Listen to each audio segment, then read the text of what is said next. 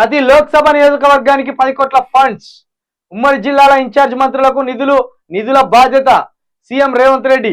అర్హులకే సంక్షేమ పథకాలు అందేలా చూడండి. అవినీతి అధికారులను ఉపేక్షించేది లేదు.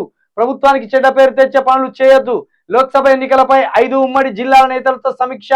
రాష్ట్రంలోని ప్రతి లోక్సభని నియోజకవర్గానికి 10 కోట్ల చొప్పున స్పెషల్ డెవలప్మెంట్ ఫండ్ కేటాయిస్తామని సీఎం రేవంత్ రెడ్డి ప్రకటించారు. నిజమైన లబ్ధిదారులకు సంక్షేమ పథకాలు అందేలా చూడాలని కాంగ్రెస్ ఎమ్మెల్యేలు నేతలకు ఆయన సూచించారు.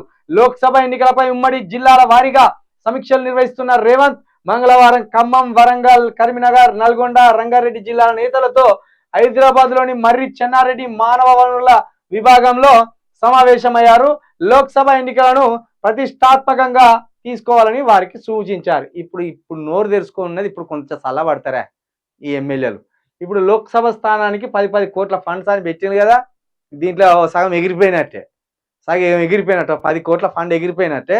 ఇక 5 కోట్లు 10 కోట్లలో 5 కోట్లు ఎగిరిపోతే ఒక 5 కోట్లు ఉంటే 5 కోట్లలో ఎంతమంది ఎన్ని అభివృద్ధి పనులు చేస్తారో చూడాలి.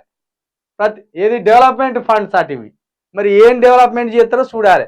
మొత్తానికి ఏమన్నారు, లోక్సభ నియోజకవర్గానికి 10 కోట్లు అంట. అంటే 170 కోట్లు రావాలి. దగ్గర 100 ఇవి 70, 170 కోట్లు అయితే రావాలి.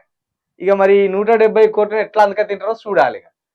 ఇప్పుడైతే కొంచెం సంతోషం పెరిగింది. ఏంది మొత్తం తమిళనాడుకి సంబంధించిన వడి అప్పలాగానే పెట్టింది ఇంత పసుపీడ. ఏంది ముఖ్యమంత్రి గారు నెమ్మదిగా చెన్నైని ఫాలో అవుతానులా, పూర్తి స్థాయి ద్రవిడియన్గా రూపాంతరం చెందుతానులా. మరి లోపలేమో ఆర్ఎస్ఎస్ ముద్దు బిడ్డ ఉన్నాడు, బయటికేమో నేను శూద్రుణ్ణి అన్నాడు. పార్లమెంట్లో మాట్లాడుతూ మేము శూద్రులం, మాకు మీ అంత హిందీ రాదు, ఎందుకంటే మీ హిందీ మా హిందీ వేరే ఉంటుంది, మేము శూద్రులం అన్నాడు. అంటే పార్లమెంటుకు పోతే కనుక నేను శూద్రుణ్ణి అనేది రేవంత్ రెడ్డి గారికి తెలియలేదు. మరి నువ్వు శూద్రుడివి ఎట్లా పోయినావు పాపం ఆర్ఎస్ఎస్కి అన్నాడు. అంటే అవమానం దశల వారీగా ఉంటుంది. ఎస్సీలకు ఒక రకమైన అవమానం ఉంటుంది, బీసీలకు ఒక రకమైన అవమానం ఉంటుంది, ఎస్టీలకు ఒక రకమైన అవమానం ఉంటుంది, రెడ్డిలకు ఒక రకమైన అవమానం ఉంటుంది. సనాతన ధర్మంలో ఈయన రెడ్డి కదా, శూద్రుడు, పాదాలకి వెళ్ళి పుచ్చినోడు ఈయన.